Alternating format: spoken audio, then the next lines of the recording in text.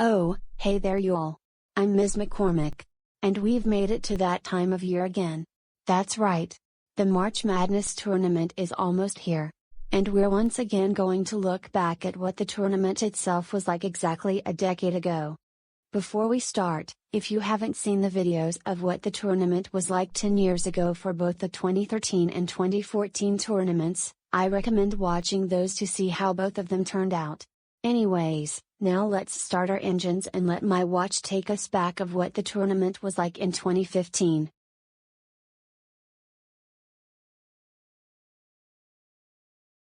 And we've made it to our destination. The first thing that we'll look at are the preseason rankings, which consist of teams that are expected to be in the tournament when the season began.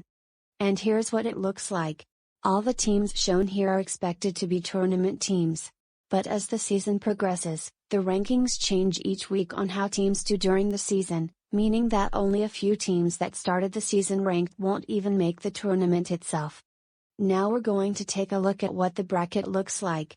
Remember to pause if the camera moves too quickly while showing it.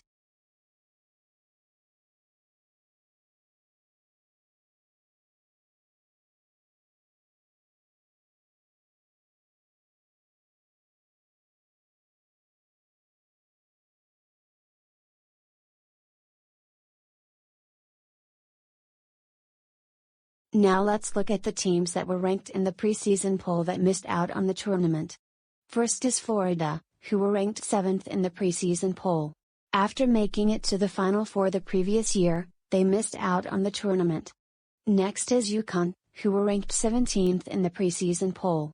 After winning the national championship the previous year, they missed out on the tournament. Next up is Nebraska, who were ranked 21st in the preseason poll. After losing in the first round the previous year, they missed out on the tournament. Then we have Syracuse, who were ranked 23rd in the preseason poll. After losing in the second round the previous year, they missed out on the tournament. And lastly, we have Michigan, who were ranked 24th in the preseason poll. After making it to the Elite Eight the previous year, they also missed out on the tournament. Now let's see how the bracket turned out, starting with the first 4 games, then the 4 regions of the bracket, and lastly, the Final Four. Starting off, Hampton, Ole Miss, Robert Morris, and Dayton won their respective first 4 games to move on to the main bracket. As we move on to the main bracket, we're going to start off with the Midwest region, since the top left part of the bracket has the top overall seed of the tournament, which is Kentucky. This region didn't have any upsets other than 7-seed Wichita State beating 2-seed Kansas to go to the Sweet 16.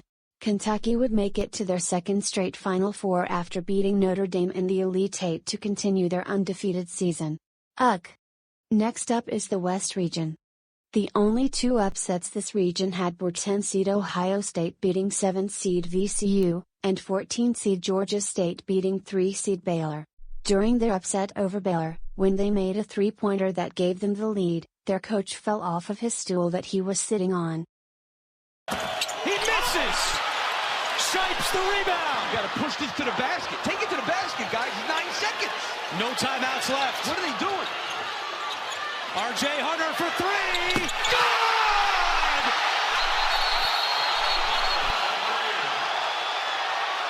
Ron Hunter has fallen off his stool for good reason. Georgia State up by 1.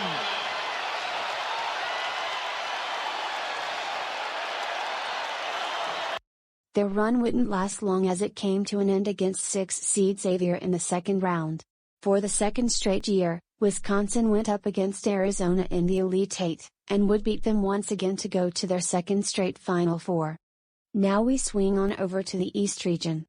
This region only had 1 double-digit seed winning its first round game, which is 11-seed Dayton. The 2 upsets in the second round were 7-seed Michigan State beating 2-seed Virginia, and 8-seed NC State beating 1-seed Villanova. At the end of the Villanova-NC State game, the camera showed a Piccolo girl in tears after Villanova lost, and she became a meme because of this.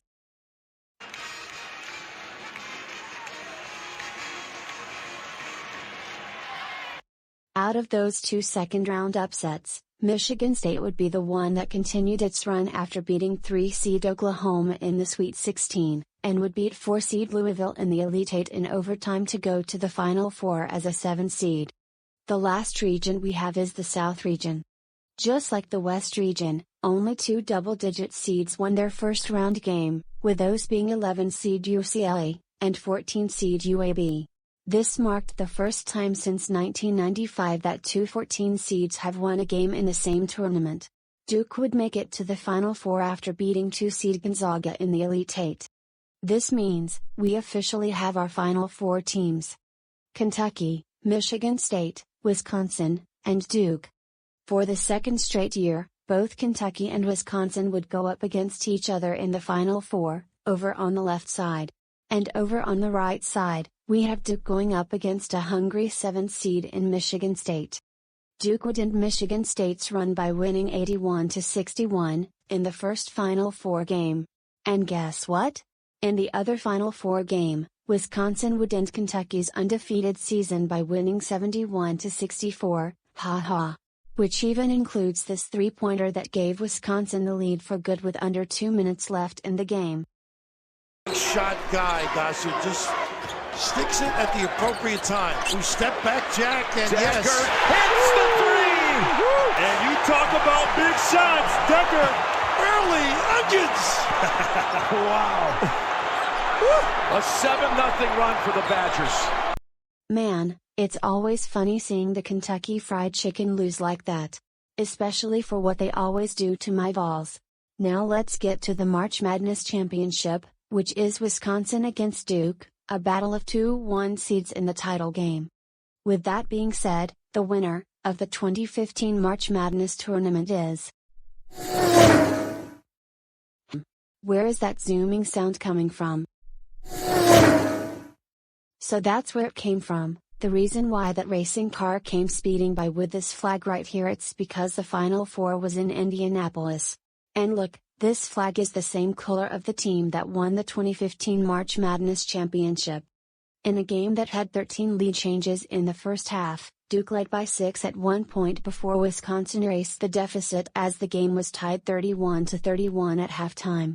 Wisconsin led for most of the second half, but Duke would close the deficit and took their first lead in the second half with around 5.5 minutes left.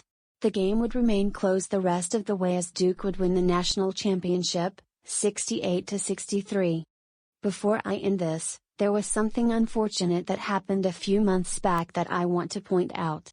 Last year, on December 27, 2024, Greg Gumbel, who was the host of the March Madness tournament as well as one of the NFL CBS announcers, has passed away after a battle with cancer at the age of 78. He will forever be one of the best sports announcers and hosts as he became the first black announcer to call a major championship for a sporting event and is known for his smooth delivery. March Madness will never be the same without him, and I'm sure he's looking down at us right now for honoring him in this video. But overall, this tournament had a lot of memorable moments. 2 14 seeds winning in the first round, another 7 seed making the Final Four, and Wisconsin ending the Kentucky Fried Chicken's undefeated season. Hopefully you all learned something new from this, and I'll see you all later, as I'll be zooming on my way out.